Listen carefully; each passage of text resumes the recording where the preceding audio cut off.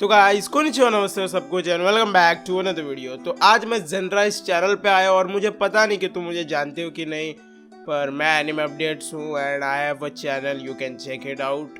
And मैं ऐसी videos बनाता तो नहीं हूँ पर बना रहा हूँ। तो बिना किसी देरी के आज की वीडियो को शुरू करते हैं। तो सब्सक्राइब मार दो ज़ेनरा चैनल को एंड बेल आइकन भी दबा दो और ऐसी वीडियोस आने की। तो आज का टॉपिक है, तुमने थंबनेल में देखा होगा कि भाई ये मुजान भाई को ऐड क्यों किया जा रहा है थंबनेल में। अब किबित्सुजी मुजान, अब तुम्हें किबित्सुजी मुजान नहीं पता तो तुम्हें कुछ भी नहीं पता।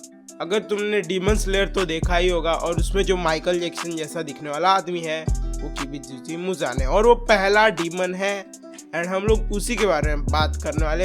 अब पूरे एनिमे में ऐसे ऐसे छोटे सीन्स दिखाए गए हैं जिससे लोग बहुत कंफ्यूज भी हो गए हैं और उस चीज से बहुत लोगों को पता भी चल गया है कि मुजान को किस किस ने हराया है। तो अब तुमने डीमन स्लेयर देखा है नहीं और तुम्हें पता ही नहीं कि किबित्सुजी मुजान कौन है, तो तुमको एक शॉर्ट एक्सपीरियंस देता हूँ, पर तुमको डीमन स्लेयर देखना ही पड़ेगा। तो डीमन स्लेयर में होता क्या है, जो मुजान है वो अपना ब्लड देके डीमंस को और पावरफुल बनाता है और 12 ब्लड मून्स बनाता है जो उसके अंडर में काम करते हैं। और जिन लोग को भी वो ब्लड देता है वो डीमन मर सकता है। अगर उस डीमन ने सह लिया तो उस ब्लड के लिए वो और काम करेगा और वापस से और ब्लड लेगा एंड वो वैसे ही पावर अप होते जाएगा। तो यही है बेसिकली मुजान का काम। मुजान की पूरी स्टोरी तो पता ही नहीं है क्योंकि मैंने अभी तक वो किमित्सु नो युइबा ट्रेन वाली मूवी देखी नहीं है। तुमने देखी है तो सही है भाई, मैंने नहीं देखी, उसमें आगे की फाइट्स बताई हैं। तो हम लोग आज डीमन स्लेयर एनीमे तक का ही बताने वाले हैं। तो तुम देखोगे एनीमे में तो पहली बात किस किस लोगों ने हराया है मुजान को। तो अब द मेन थिंग तांजीरो को करना है कि मुजान को हराना, क्योंकि मुजान के जो ब्लड मून्स हैं उनको ब्लड सैंपल चाहिए नेजुको को क्योर करने के लिए डीमन से एक ह्यूमन, और मुजान को तांजीरो को मारना है। क्योंकि तुम देखोगे कि मुजान हर बार उसके जो इयररिंग्स है उसको हमेशा मेंशन करता है। 耳に花札のような飾りをつけた鬼狩りの首を持ってこい。いいな。जब भी उसको तांजीरो को उसके ब्लड मून्स को क्लैरिफाई करवाना होता है कि ऐसा दिखता है उसके पास ये इयररिंग्स है। तो अब बहुत सारे लोग सोच रहे हैं कि ये इयररिंग्स क्यों इतनी बार बोलता है, फेमिलियर क्यों है ये इयररिंग्स के साथ। तो तुम देखोगे कि एक ही बीच में सीन दिखता है कि तांजीरो जैसा ही एक सिमिलर कैरेक्टर पर बड़े में मुजान के गले के इधर एक स्वर्ड रखा हुआ है एंड मुजान नीचे गिरा हुआ है।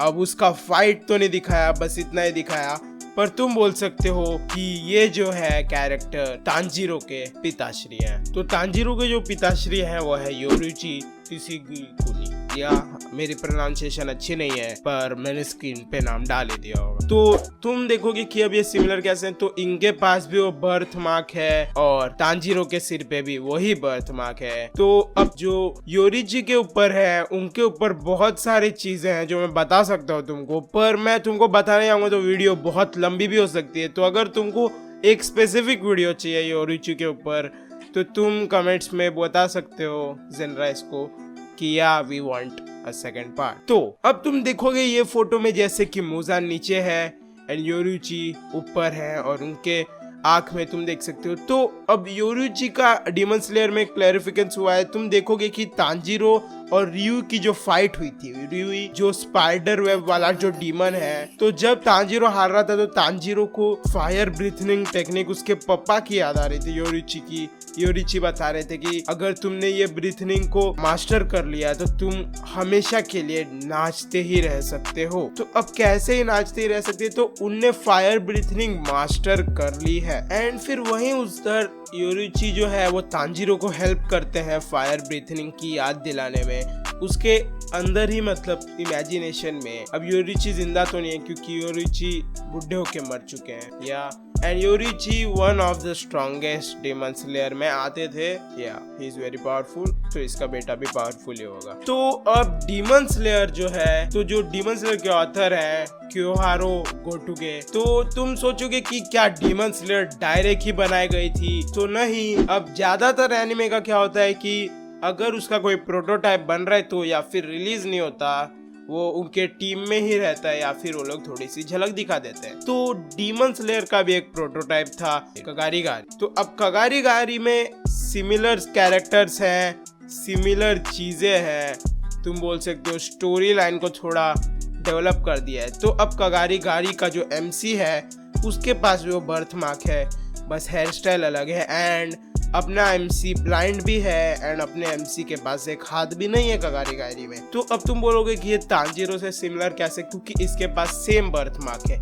एंड भूलो मत this was a prototype and prototype के लिए इतनी मेहनत, मतलब जितना मेहनत डीमन स्लेयर पे किया उतना नहीं करना पड़ा होगा क्योंकि इट्स अ प्रोटोटाइप। उनको देखना है कि ऑडियंस को स्टोरी लाइन कैसी पसंद आ रही है। तो अब इसमें क्या स्टोरी लाइन है कि एक विलेज है जिसपे मॉन्स्टर अटैक कर रहे हैं और लोग मर रहे हैं और एक वैम्पायर है और उस वैम्पायर को मारने के लिए अपना एमसी आ चुका है। तो अपने एमसी को ऑब्वियसली सब लोग अंडररेटेड समझते हैं कि सब लोग छोटा समझते हैं कि अंधा क्या करेगा, इसका तो हाथ भी नहीं है, पर अपने MC is a powerful man and वो हर डीमन का जो डीमन दिखता है उसका सिर काटे बिना वो वहां से जाता नहीं। तो अब सिमिलर चीजें कैसे, तो कगारी गायरी में भी एक किबित्सुजी मुजान जैसा कैरेक्टर है, तुम बोलोगे माइकल जैक्सन जैसा, एंड वो एक प्रोटोटाइप था एंड तुम इनको भी देख सकते हो। तो जो डीमन स्लेयर के कैरेक्टर्स है योशिरो एंड तमोयो, अगर तुमको नहीं पता है लोग कौन है तो तुमको मैं याद दिला देता हूँ। तो ये तो तमोयो है, वो है तोमोया है, तमायो जो है वो एक डॉक्टर है एंड योशिरो है वो उसका एक टेस्ट सब्जेक्ट है या फिर तुम बोल सकते हो उसके लिए सिंप करता है। तो जो तामायो है वो तांजीरो को बताती है कि हाँ हम क्योर कर सकते हैं और वही बोलती है कि ब्लड मून्स का ब्लड सैंपल लेके आए एंड उसने इतने 300 साल में बस एक ही जन पे किया है या फिर 2000 ईयर्स होगा, मेरे को एग्जैक्ट याद नहीं है जबकि मैंने डीमन स्लेयर 4 दिन पहले ही देखा था, सॉरी। तो योशिरो पे ही वो काम किया है जो उसका टेस्ट, तो देख सकते हो। तो इसमें भी ये एनिमे में भी अगर तुम इसका पोस्टर देखोगे ये मांगा में कगारी गायरी में, तो तुम क्रोस को देख सकते हो और इसमें भी टॉकिंग क्रो है एंड वो भी ऐड किया गया। अब तुम अगर कगारी गायरी पढ़ोगे, अगर तुमने पढ़ ली है, इसके कुछ 45 चैप्टर्स है शायद से और ये एक 70 शोनन जंप है और ये एक प्रोटोटाइप है। अगर तुमने पढ़ लिया कगारी गायरी तो तुम पढ़ लोगे तो तुम अब जब सेकंड सीजन आएगा किमित्सु नो युबा का, या फिर क्या पता आएगा कि नहीं, आना तो चाहिए, पॉसिबल है कि ये ईयर में नहीं पता, पर अगर आएगा तो तुम बता सकते हो लोगों को या फिर तुम स्पॉइलर दे सकते हो। या तुम लोग को स्पॉइलर देने में बहुत मजा आता है पर मैं स्पॉइलर नहीं दूंगा, मैंने भी नहीं पढ़ी है। तो तुम अगर पढ़ लोगे कगारी गायरी तो तुमको पता चल जाएगा कि डीमन स्लेयर में कौन से और कैरेक्टर्स ऐड होने वाले हैं। तो उम्मीद करता हूँ कि मुजान को तो मैंने एक्सप्लेन कर ही दिया होगा एंड डीमन स्लेयर से एक सिमिलर जो प्रोटोटाइप है उसका वो भी एक्सप्लेन कर दिया। तो यहाँ अगर आज की वीडियो अच्छी लगी होगी तो hit that like button and bell icon दबाओ, सब्सक्राइब दबाओ, शेयर करो, सब कुछ करो, वरना तुम्हारी वाइफू तुमको नहीं मिलेगी, चाहे वो सेरीना भी हो, ऐश तो उसको पहले ले जाए। तो यहाँ आज की वीडियो के लिए इतना ही, मैं बकवास करना बंद करता हूँ, तुम्हारा टाइम वेस्ट भी करना बंद करता हूँ। मिलता हूँ अगली वीडियो में, तब तक के लिए सायोनारा।